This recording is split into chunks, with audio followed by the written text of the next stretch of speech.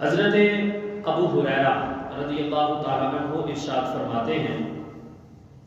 کہ نبی کریم صلی اللہ علیہ وآلہ وسلم نے مسند امام احمد بن حنبل کے اندر یہ روایت ہے یبشر اصحابہ، حضور نے صحابہ کرام علیہ رضوان کو خوشخبری سنائی، بشارت دی اور فرمایا قد جاءکم رمضان شہر مبارک، تمہارے پاس ایک مبارک مہینہ جو ہے وہ تشریف لا رہا ہے۔ قد جاءکم رمضان، تمہارے پاس ایک رمضان کا مہینہ آ رہا ہے، اور وہ مہینہ ایسا ہے کہ شہر مبارک، وہ بڑی برکت والا ہے۔ افترض اللہ علیکم صیامہ، اللہ تعالیٰ نے اس مہینے میں تمہارے اوپر روزوں کو فرض قرار دیا ہے۔ افترض اللہ علیکم صیامہ، اس مہینے میں رب نے تمہارے لیے روزوں کو فرض قرار دیا ہے۔ تفتح فیہ ابواب الجنۃ وتغلق فیہ ابواب الجحیم،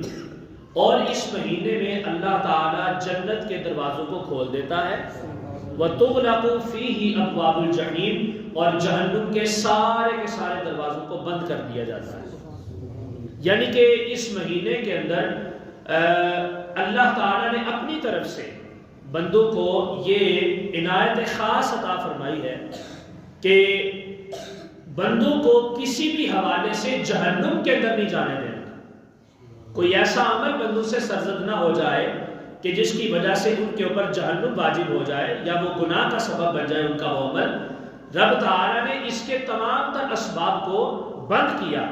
اور بندوں کو فری ہینڈ دیا کہ تم صبح شام رات اور دن کو ہر لحظہ ہر لمحے کے اندر اس مہینے میں کوئی بھی عمل تم نے ایسا نہیں کرنا کہ جس کی وجہ سے تمہیں جہنم کے اندر داخل کیا جائے، بلکہ جہنم کے دروازے تمہارے لیے بند ہو چکے ہیں، صرف اور صرف کھلے ہیں تو تمہارے لیے جنت کے دروازے کھلے ہیں۔ تفتح فی ابواب الجنہ، جنت کے دروازوں کو کھول دیا جاتا ہے۔ اب بندے کو بھی سوچنا چاہیے کہ اگر میرے رب نے اتنی رحیمی اور کریمی کا میرے ساتھ اظہار فرمایا ہے، اتنا کرم میرے اوپر کیا ہے کہ مجھے جس جہنم نے مجھے ہر لحظہ ہر لمحہ پکارا،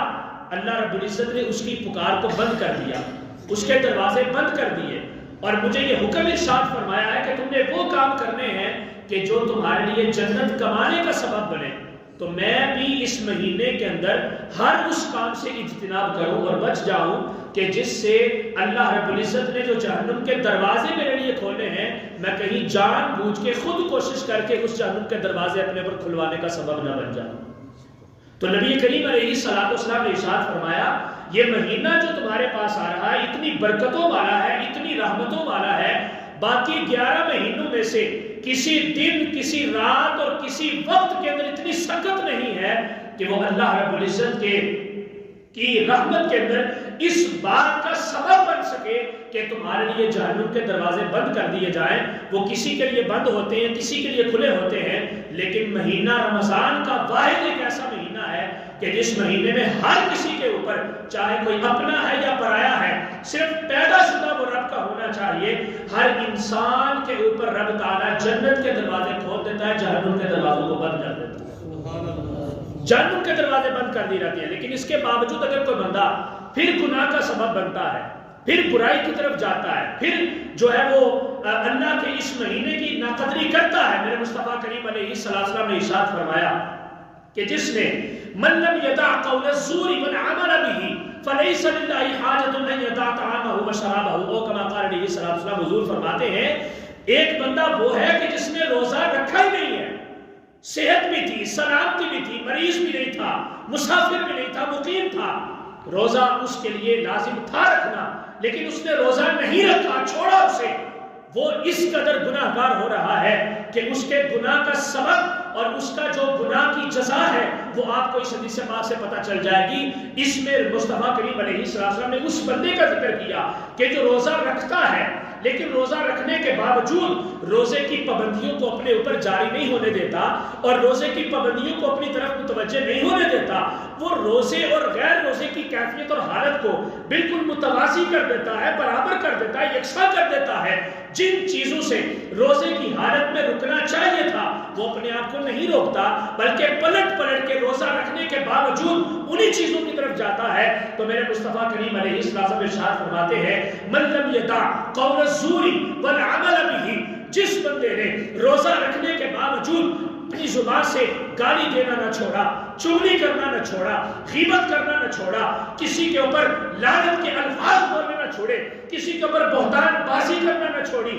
قول زوری، ہر قسم کی غلط بات، جس بندے نے کسی بھی قسم کی غلط بات کو اگر روزہ رکھنے کے باوجود نہ چھوڑا، اور دوسرے نمبر پہ اس نے عمل بھی وہ کیے کہ جو روزے کی روحانیت کو تباہ کر سکتے تھے اور گناہ کا سبب بن سکتے تھے، میرے مصطفیٰ کریم علیہ السلام ارشاد فرماتے ہیں بندے سن لو فَلَيْسَ لِلَّهِ حَاجَةٌ أَن يَدَعَ طَعَامَهُ وَشَرَابَهُ، اللہ رب العزت کو تیرے بھوکا اور پیاسا رہنے کی کوئی حاجت ہے ہی نہیں ہے۔ اللہ کو کوئی پرواہ نہیں اس بات کی کہ تو بھوکا ہے، جاؤ جا کے کھاؤ پیو عیاشی کرو، چونکہ روزے کا تو مقصد ہی تقوی اختیار کرنا تھا، روزے کا تو مقصد ہی اپنے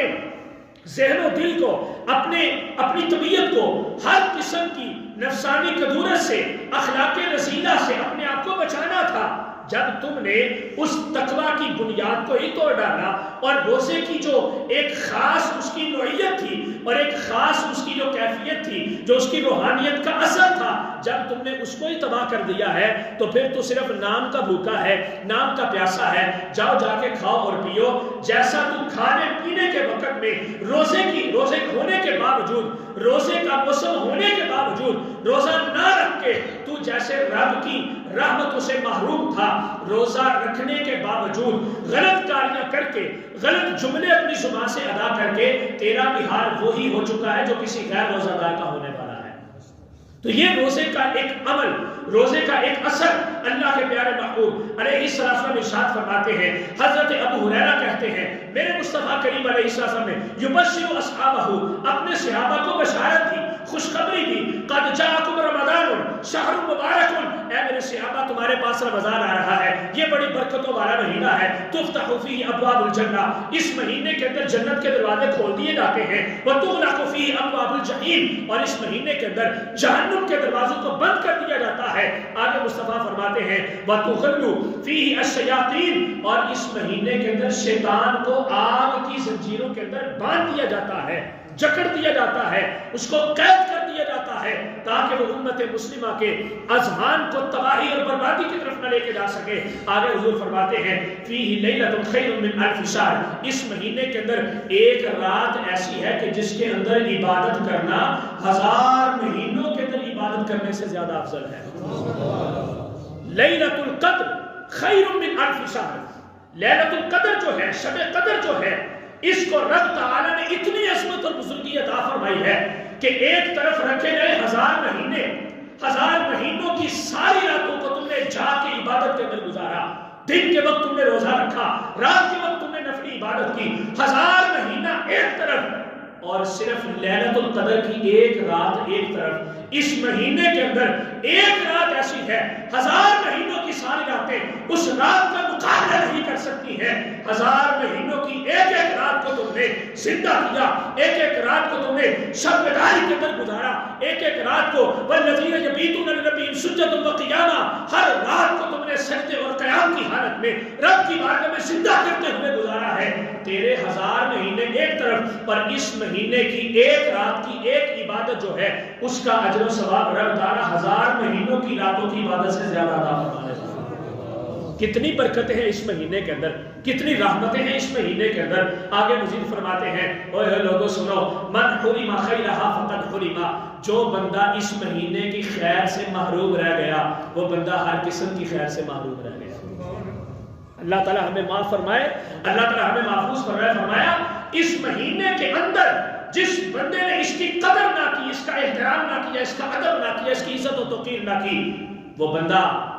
محروم ہو گیا اس کی برکتوں سے، اس کی رحمتوں سے۔ تو کتنی برکتوں والا مہینہ ہے جس بندے نے اس عظیم مہینے کی برکتوں کو تباہ کر دیا، جس بندے نے اس عظیم مہینے کی برکتوں کو ضائع کر دیا، وہ بندہ پھر باقی کون سے دنوں کے اندر رحمتیں مانگتا پھرتا ہے؟ کیسے وہ رب کی رحمتوں کا حصار حاصل کر سکتا ہے، کیسے وہ رب کی رحمتوں کا سایہ حاصل کر سکتا ہے؟ تو اس مہینے کو رب تعالیٰ نے بڑی برکتیں اور بڑی شانیں عطا فرمائی ہیں۔ ابن رجب نے ایک جو ہے وہ حدیث پاک جو ہے اس کو بیان کیا کہ نبی کریم علیہ السلام نے ارشاد فرمایا، لوگوں سنو، اتاکم شہر رمضان اتاکم سید الشہور فمرحبا بہ واہلا، اے لوگوں سن لو، یہ جو رمضان مہینہ ہے یہ سارے کے سارے مہینوں کا سردار ہے، جب یہ تمہارے پاس آ جائے تو اس کو خوب عزت و احترام کے ساتھ ویلکم کیا کرو، اس کو خوش آمدید کہا کرو، یہ تمہاری بخشش کا سامان لے کے آتا ہے، یہ تمہارے لیے مغفرت اور گناہوں کی معافی کا ایک عظیم جو ہے مژدہ لے کے آتا ہے، اس کو خوب دل کے ساتھ ویلکم کیا کرو، اس کو مرحبا کہا کرو، اس کی راتوں کے اندر قیام کیا کرو، اس کے دنوں کے اندر صوم و صلاۃ کی پابندی کیا کرو اور قرآن پاک کی تلاوت کیا کرو، گناہوں سے محفوظ رہا کرو، نیکیوں کو زیادہ سے زیادہ اختیار کیا کرو۔ میرے مصطفیٰ کریم علیہ السلام ارشاد فرماتے ہیں، فمن ادا فیہ رمضان، جس بندے نے رمضان شریف میں ایک نفل کو ادا کیا، اللہ تعالیٰ فرماتا ہے کہ اس بندے نے یوں کیا کہ جیسے اس نے ایک فرض کو ادا کیا ہے۔ ایک نفل جو بندہ اس مہینے کے اندر ادا کرتا ہے اس کو ایک فرض ادا کرنے کا ثواب ملتا ہے، اور آگے فرمایا کہ جس بندے نے اس مہینے کے اندر ایک فرض کو ادا کیا، کان 70 فریضۃ فیما سواہ، حضور فرماتے ہیں گویا کہ اس نے باقی 11 مہینوں کے اندر جو 70 فرائض ادا کر کے ثواب مل سکتا تھا، رب تعالیٰ نے اس ایک مہینے میں ایک فرض ادا کرنے کا ثواب 70 فرائض ادا کرنے کے برابر عطا فرما دیا ہے۔ ایک فرض کا ثواب اس مہینے کے اندر 70 فرائض کے برابر ہو جاتا ہے، ایک نفل کا ثواب اس مہینے کے اندر ایک فرض کی ادائیگی کے برابر ہو جاتا ہے۔ کتنا جھلا ہے وہ بھولا مسلمان، کتنا وہ کم عقل بے وقوف ہے، کتنا احمق اور نادان ہے کہ اتنی برکت والا مہینہ اس کو نصیب ہو جائے تو اس کے باوجود وہ پھر اپنی بخشش نہ کروا سکے، اپنے دامن کو رب کی رحمتوں سے نہ سمیٹ سکے اور رب تعالیٰ کی برکتیں حاصل نہ کر سکے، تو ان لوگوں میں ہم نے شمار نہیں ہونا، بلکہ ہم نے اس مہینے کا احترام بھی کرنا ہے اور اس کی عظمتوں اور برکتوں کو لوٹ کے اپنی بخشش اور مغفرت کے سماں کو بھی پیدا کرنا ہے۔